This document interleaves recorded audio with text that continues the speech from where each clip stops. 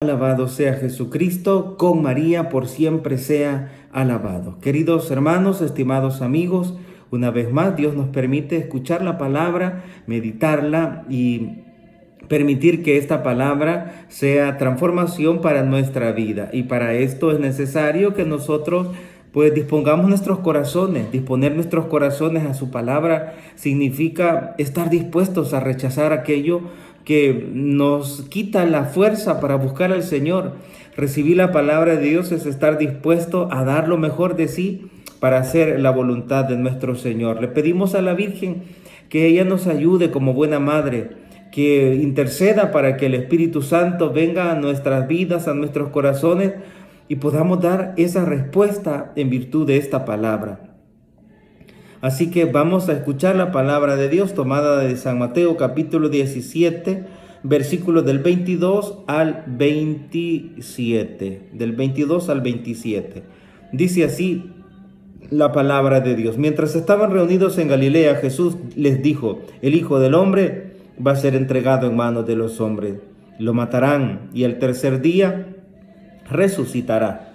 Ellos quedaron muy apenados. Al llegar a Cafarnaúm, los cobradores de impuestos del templo se acercaron a Pedro y le preguntaron: ¿el maestro de ustedes no paga impuesto? ¿El maestro de ustedes no paga impuesto? Sí lo paga, respondió. Cuando Pedro llegó a la casa, Jesús se adelantó a preguntarle: ¿qué te parece, Simón?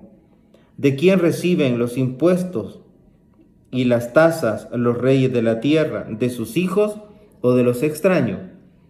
Y como Pedro respondió: de los extraños, Jesús le dijo: eso quiere decir que los hijos están exentos.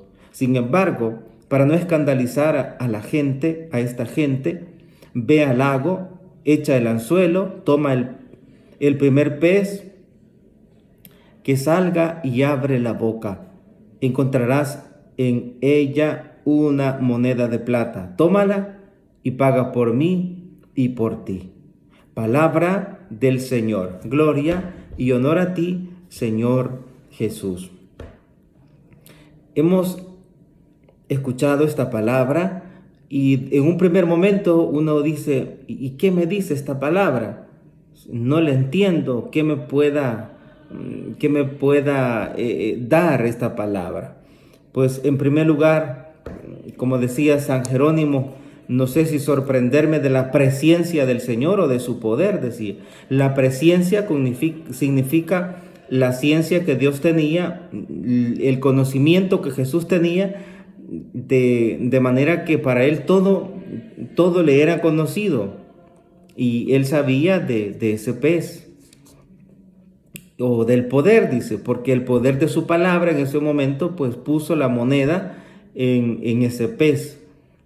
Y el Señor le dice a Pedro, le dice que él es el hijo del rey y por lo tanto pues él no tenía que pagar impuestos. Sin embargo, como para hacerle ver que él es justo y que puede, o sea, que para él no hay nada imposible, pues manda a Pedro a que haga esa acción para poder pagar el impuesto. ¿Qué podemos aprender de este evangelio? Bueno, en primer lugar, que tenemos que ser justos ante los hombres y que no nos podemos como pelear por cosas que realmente no valen la pena. O sea que hay tantas cosas que uno tiene que ceder, así como Jesús cedió ante esta realidad del impuesto, pues él por ser hijo, él no debía de pagar impuesto, pero para no escandalizarlo, pues él mandó a Pedro a pagar el impuesto. ¿Cómo lo podemos aplicar a nuestra vida? Bueno, podemos decir que Jesús viene a liberarnos de toda la fuerza del mal y que la fuerza del mal se logra, mejor dicho, la fuerza del mal se logra haciendo el bien, A los malos se les vence haciendo el bien. Y hacer el bien quiere decir incluso hacer aquello que en principio no tenemos por qué hacerlo, pero si lo hacemos es porque queremos responder a la llamada de nuestro Señor, a vencer el mal con el bien. Decía también San Jerónimo que el pez que está allá en la profundidad y que es sacado por Pedro simboliza también a los pecadores, a nosotros pecadores, que el Señor nos saca de las profundidades del mal, nos saca de las profundidades de las tinieblas, del pecado, porque Él ha venido para que todos tengamos vida y la tengamos en abundancia. Pidamos a la Virgen que nos ayude a ser justos, que nos ayude a dar a cada uno lo suyo. También en aquel tiempo Jesús le dice: dad a César lo que es del César y a Dios lo que es de Dios.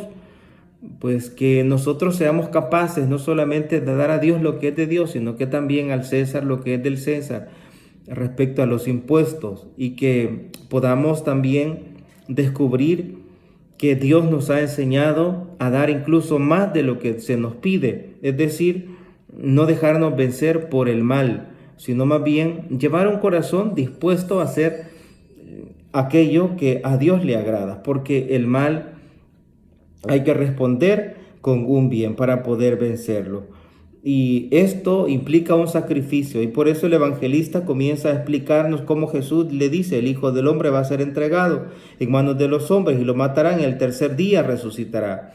Pero para poder llegar a esa resurrección, pues hay que pasar por eso amargo, por ese tormento. Y ese tormento, ¿quiénes lo hacen? Pues lo hacen aquellas personas que se oponen. Cuando uno intenta hacer el bien, cuando uno intenta hacer bien las cosas, pues siempre hay alguien allí que está como haciéndola de aguijón, y que nos incomoda, y que a veces dan ganas de responder mal por mal, y a veces nos sobran palabras y acciones como para poder responder a esta gente que en nuestro lenguaje le llamamos gente metida, gente meque, que está ahí siempre como sacando astilla, que no encuentra la mejor manera para poder refutar, sino más bien sacándole los errores de los demás, criticando, que muchas veces ni sabe, como este hombre que le dice: ¿y por qué tu maestro no paga los impuestos?